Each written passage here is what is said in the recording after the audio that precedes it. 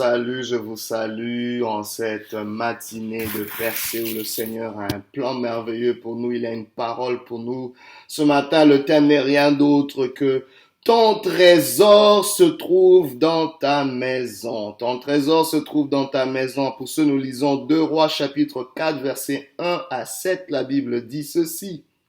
Une femme d'entre les femmes des fils des prophètes cria à Élisée en disant: ton serviteur, mon mari, est mort, et tu sais que ton serviteur craignait l'Éternel.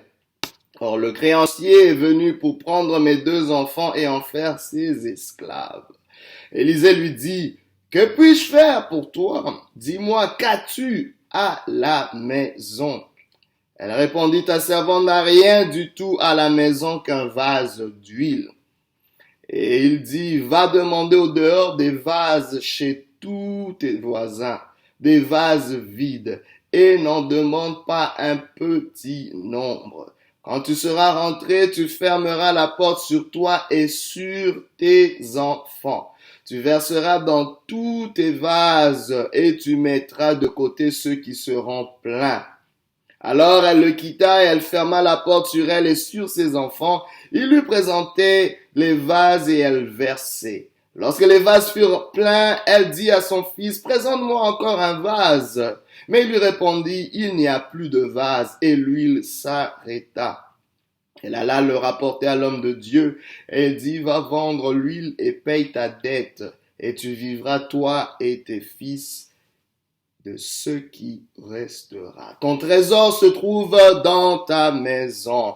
Vous savez, la plupart d'entre nous, nous sommes en quête d'un trésor, et on a souvent l'impression que le trésor est hors de notre portée. Le trésor est loin de nous, mais la bonne nouvelle ce matin, j'aimerais te dire que le trésor se trouve dans ta maison.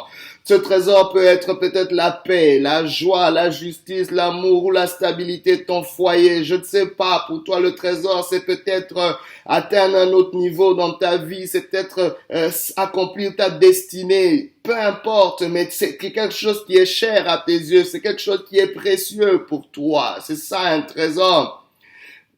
Mais parfois quand nous avons l'impression que ce trésor est ailleurs et loin de nous, bien aimé, c'est désespérant. Cela affaiblit même notre énergie parce qu'on se dit: à quoi bon chercher quelque chose qui a tendance à fuir. À chaque fois que je fais un pas vers ce trésor, on dirait qu'il s'éloigne davantage de moi. Simplement, bien aimé, j'aimerais te dire, ce trésor a l'impression de s'éloigner parce que tu le cherches au mauvais endroit. Le trésor se trouve dans la maison et nous le voyons dans ce texte. Cette femme, cette veuve qui était dans une situation précaire parce que son mari l'a laissée dans les dettes, bien que ce mari servait Dieu, bien que ce mari avait une alliance avec Dieu. Vous savez, appartenir à Dieu ne va pas nous exempter de certaines souffrances, ne va pas nous exempter des conséquences de nos mauvais choix et de nos mauvaises décisions. Il y aura des conséquences pour chaque choix, peu importe que tu sois l'ami de Dieu ou que tu dormes avec Dieu. Si tu fais des choix, tes choix te poursuivront toute ta vie, à moins que tu fasses d'autres choix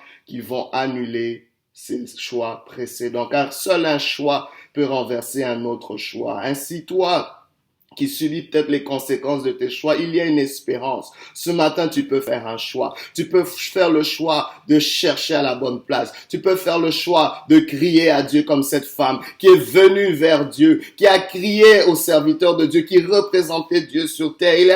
Il a crié à cet homme de Dieu. Il a dit: moi, je suis dans une détresse. Mon mari servait l'Éternel et voici le créancier vient prendre mes enfants pour faire d'eux des esclaves. Mon Dieu, imaginez un peu cette scène. Dans ce moment, tu es privé de ton mari et tu es sur le point d'être privé de tes 2 enfants. Écoutez, c'était simplement une sentence de mort pour cette veuve. C'était une sentence de mort. Quelle autre souffrance pouvait-elle encore endurer? J'aimerais te dire ce matin que le Dieu vers qui tu cries est un Dieu de compassion, est un Dieu de miséricorde, est un Dieu qui entend la douleur des malheureux, qui entend le cri de malheureux. Et l'homme de Dieu a dit: que puis-je faire pour toi? Bien aimé, c'est ce que Dieu veut faire pour toi. Dieu veut faire quelque chose pour toi, mais Vous savez, chaque question va toujours révéler ta situation, va toujours révéler ton positionnement. C'est important. Il y a des gens qui évitent certaines questions, mais ces questions sont importantes. L'homme de Dieu pose une question à cette dame. Que veux-tu que je fasse pour toi? Mais il s'arrête pas là. Il enchaîne avec une deuxième question en disant, qu'y a-t-il dans ta maison? En fait, simplement, Dieu veut te dire, ce que Dieu va faire pour toi, ce que Dieu veut faire pour toi, va passer par ce qu'il y a dans ta maison. C'est important. Dieu veut situer où tu te trouves d'abord, mais il veut aussi situer qu'est-ce qu'il y a dans ta maison.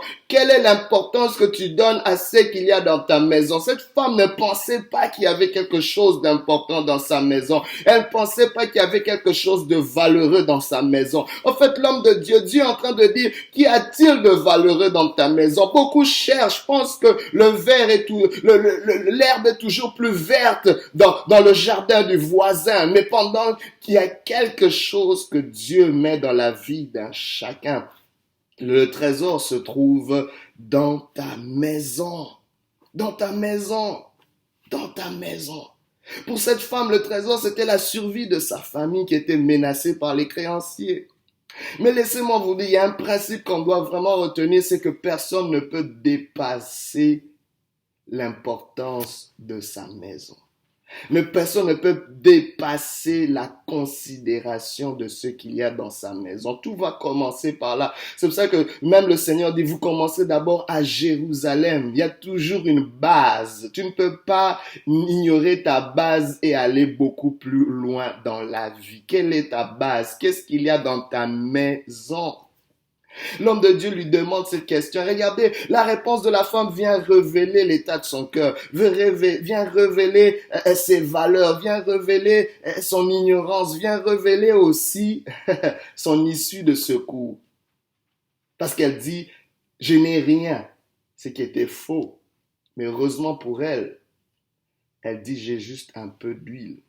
Mais ce qui était aussi une mauvaise appréciation. Pourquoi je le dis? Parce qu'on a toujours quelque chose. Dieu ne permettra jamais que tu puisses tout perdre. Même si tu te dis qu'on t'a tout ravi, que tu as connu toutes sortes de déboires en 2018. Mais laisse-moi te dire, la bonne nouvelle, c'est qu'il te reste encore quelque chose en 2018. En cette fin d'année, il reste encore quelque chose. On t'a peut-être divorcé, mais il te reste encore quelque chose. Tes enfants sont rebelles, mais il te reste encore quelque chose. Ton corps est peut-être malade, mais il te reste encore quelque chose. Regarde, qu'est-ce qu'il y a dans ta maison? Ne dis pas que je n'ai rien. Ne dis pas que je n'ai plus rien. Ne dis pas, tu as peut-être perdu un emploi, mais il te reste encore quelque chose. Tu as peut-être été déçu, maltraité, mais il te reste encore quelque chose.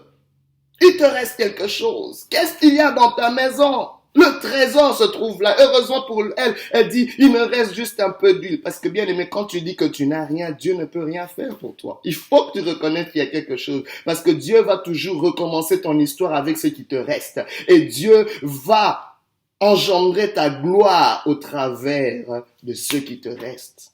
C'était ça le point de départ. Elle dit, il me reste juste un peu d'huile, mais il fallait qu'elle puisse réaliser le peu que tu as, c'est là que ton trésor commence. C'est là qu'il y a la valeur. Il y a de la valeur dans le peu d'huile qui te reste. Il y a de la valeur dans le peu de joie qui te reste. Il y a de la valeur dans le peu de force qui te reste. Il y a de la valeur dans le peu de relations qui te reste. Il y a de la valeur dans le peu d'intelligence qui te reste. Il y a de la valeur dans la petite vision qui te reste. Il y a de la valeur dans ce qu'il y a dans ta maison. Ne méprise pas ce qu'il y a dans ta maison. Ne va pas chercher ce qu'il y a dans la maison d'autrui. N'envie pas ce qu'il y a dans la maison d'autrui. Regarde ce qu'il y a dans ta maison. Il y a quelque chose de valeureux. Il y a un trésor dans ta maison. C'est très important, bien-aimé. L'homme de Dieu lui dit, écoute, avec ça, tu vas commencer. Oh my God. Et lui dit non seulement qu'il y avait l'huile dans sa maison. Sa base représentait l'huile. Ce qu'il y avait dans sa maison était l'huile. Non seulement l'huile, mais l'homme de Dieu va encore lui montrer ce qu'il y a dans sa maison. Il y avait un voisinage. My God. Ton réseau est ta base. Ta base est non seulement constituée du peu de provisions, du peu de potentiel, du peu de ressources que tu as au-dedans de toi. Mais laisse-moi te dire aussi que ton voisinage est une ressource qui est liée à ta maison. Parce que c'est pas pour rien que ces autres maisons étaient à côté de sa maison. Ça faisait partie de sa maison. Ton réseau est aussi ce qu'il y a dans ta maison. Elle lui dit, écoute, va chez tes voisins et va demander des vases. Va emprunter des vases et n'en demande pas un petit nombre, demande-en plusieurs. Et quand tu reviens, ferme la porte sur toi et tes fils. Ces fils qui devaient être vendus comme esclaves étaient aussi une ressource, étaient aussi ce qu'il y avait dans sa maison. Elle n'a pas compté ses fils. Ses fils étaient aussi une ressource importante parce que le miracle allait se faire, non seulement allait utiliser l'huile qui lui restait, le peu d'huile qui lui restait, mais va aussi utiliser son réseau, son voisinage, mais va aussi utiliser ses fils, parce que ses fils devaient lui passer des vases pour qu'elle puisse y verser l'huile. À chaque fois que ses fils lui passaient des vases, l'huile ne faisait que se multiplier. Oh my God, l'huile se multipliait au même niveau qu'il y avait des vases. La Bible déclare qu'il te sera fait selon ta foi. Bien aimé, tant si longtemps que tu amènes un vase, un récipient, tant si longtemps que tu amènes le peu que tu as, Dieu va ajouter le plus qu'il a. Oh my God, Dieu a une surabondance, mais cette surabondance sera limitée par ce que tu présentes à Dieu. Mais si tu te dis que tu n'as rien, tu ne pourras pas contenir ce que Dieu veut amener dans ta vie. Ce matin, j'aimerais que tu puisses réaliser ce qu'il y a dans ta maison. Il y a beaucoup qui ont méprisé leur maison, beaucoup qui ont méprisé pour leur maison pour considérer plusieurs choses. La Bible déclare, à quoi sert-il à un homme de gagner le monde s'il perdait son âme? L'état de ton âme, c'est ta maison aussi. La Bible nous dit aussi que celui qui ne prend pas soin des siens, qui ne prend pas soin de sa famille, est pire qu'un infidèle. Toi qui considères plus ta carrière plutôt que ta santé, bien aimé, tu es en train d'ignorer ce qu'il y a dans ta maison. Toi qui es en train de poursuivre peut-être même un ministère, mais au détriment de ton épouse, au détriment de ton foyer, au détriment de ta femme, tu es en train de perdre le trésor qu'il y a dans ta maison. Oh, je ne sais pas qu'est-ce que tu poursuis au dehors, où tu as négligé ta base, où tu as négligé ce qu'il y avait dans ta maison. Il y a un trésor dans ta maison. Le trésor se trouve dans ta maison. Comment est-ce que tu es avec tes voisins? Comment est-ce que tu es avec ton réseau? Est-ce que tu as encore un réseau? Comment valorises-tu ce réseau-là? Parce que ça va commencer par ce réseau. Tu penses que les gens ne sont rien, mais tu ne sais pas que Dieu va utiliser ce qu'il y a dans ta maison. C'est peut-être même ces enfants que tu penses que, waouh, je sais pas ce que je vais faire avec ces enfants. En tout cas, il y a rien de bon ici. Hey, attention, c'est ce qu'il y a dans ta maison. Ce n'est pas pour rien que ces enfants sont dans cette maison. Tu ne sais pas ce que cet enfant deviendra. Peut-être c'est par cet enfant que ta tête sera relevée. My God, vous savez, il y a deux façons d'être connu. Soit c'est toi qui fais des grandes œuvres, soit tu es quelqu'un qui va faire des grandes œuvres et à cause de cela, tu seras connu comme la personne qui a aidé celui qui a fait des grandes œuvres. Il y a beaucoup de gens, j'ai toujours donné cet exemple de cet homme Thomas Edison, qui nous a amené l'ampoule électrique et plusieurs inventions. Mais quand on lui demande, mais à quoi pouvons-nous créditer justement tout ce succès? Il dit, non, à ma mère qui a cru en moi pendant que l'école ne croyait plus en moi. On m'avait décrété que j'étais inapte et que j'étais incapable de concevoir quoi que ce soit en termes d'intelligence. Mais cette mère a cru en lui et aujourd'hui il est devenu quelqu'un. Et on connaît sa mère à travers de lui. Je ne sais pas, peut-être tu as méprisé ce qu'il y a dans ta maison, mais il y a quelque chose dans ta maison. Vous savez, il faut voir la grandeur et la valeur de ce qu'on a, même si cela est petit. N'attends pas que les multitudes ou les grands de ce monde t'approuvent pour réaliser la grandeur et la valeur de ce que tu as, de ce que tu es.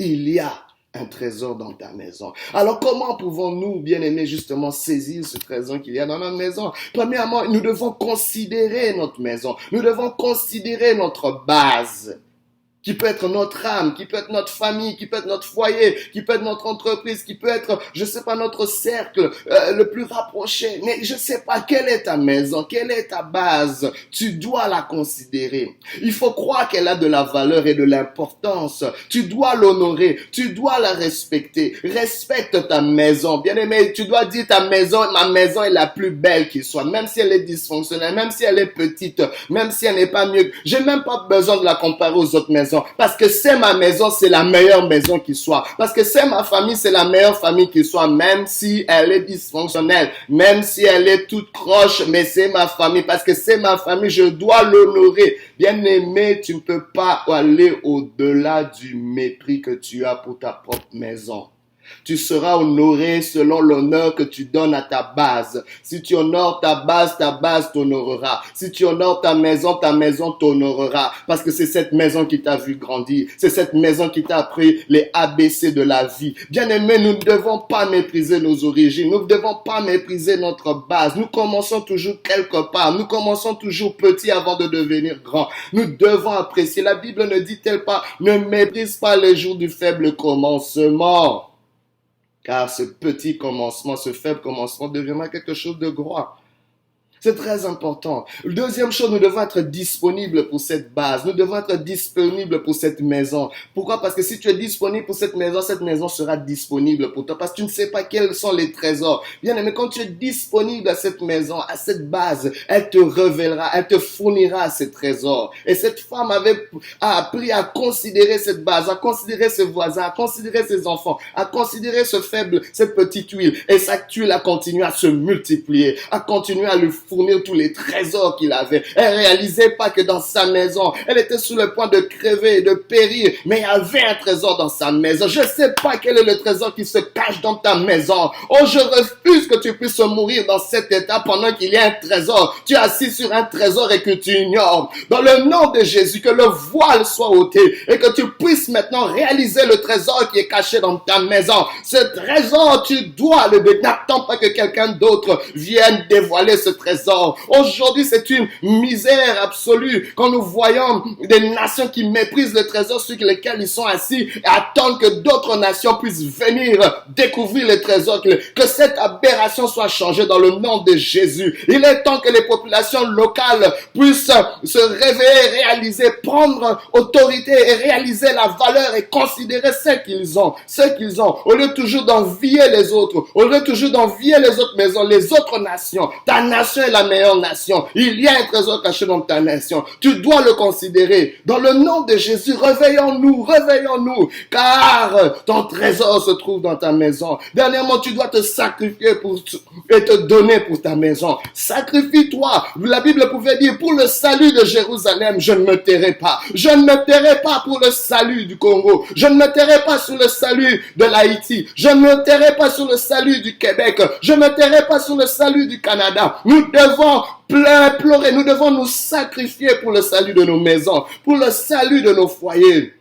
En conclusion, j'aimerais te dire que Dieu s'est donné pour sa créature. Dieu s'est donné pour sa maison. Dieu s'est donné pour sa base. Il a donné ce qu'il y avait de plus cher à sa base. Il a donné ce qu'il avait de plus cher. Il s'est donné lui-même à toi et à moi. Alors nous devons revenir à la maison de Dieu. Nous devons revenir à sa présence. Il y a un trésor dans la maison de Dieu. Toi qui es loin de Dieu, si tu entends sa voix, aujourd'hui n'endurcis pas ton cœur. Reviens à Dieu. Reviens dans sa maison. Car il y a un trésor dans sa maison. Il y a de la place dans sa maison pour toi, car il veut que sa maison devienne ta maison aussi, car le trésor se trouve dans la maison. Que Dieu te bénisse et qu'il te fortifie au nom de Jésus-Christ. Alléluia.